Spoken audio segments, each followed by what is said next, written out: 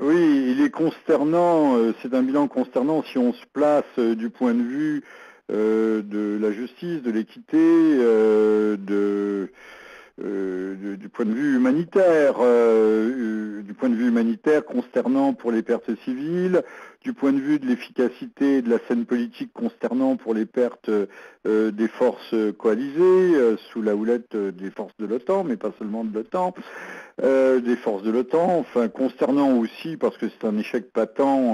des Nations Unies, il ne faut pas oublier que ces forces interviennent sous mandat spécifique des Nations Unies, et c'est une force dite de stabilisation. Donc la guerre officiellement n'existe pas. Pourtant, depuis 2004, on voit les choses s'aggraver. Par contre, le bilan n'est pas consternant, au contraire, c'est un bilan tout à fait prodigieux et glorieux pour les trafiquants de drogue. Alors les trafiquants de drogue, il y a les Afghans, il y a la famille du président Karzai,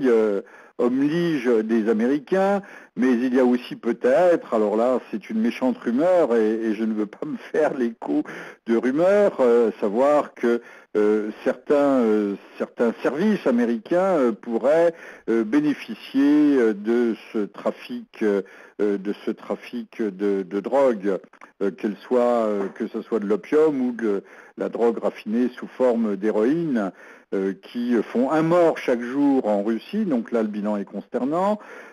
Transite sans doute en partie, il faudrait savoir selon quelle filière à travers l'Iran. La Turquie, on sait que l'armée qui est proche des États-Unis avait été impliquée dans certains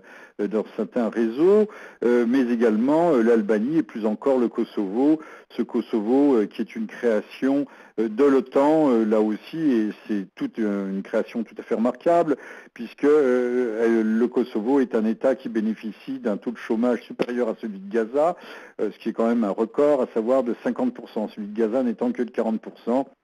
Et l'on sait que c'est une plaque tournante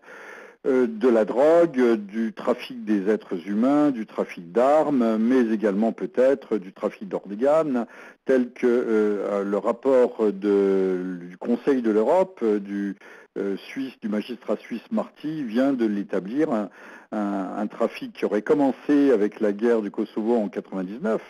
et c'est l'homme, M. Hassim Tachi, aujourd'hui Premier ministre du Kosovo, l'homme des Américains,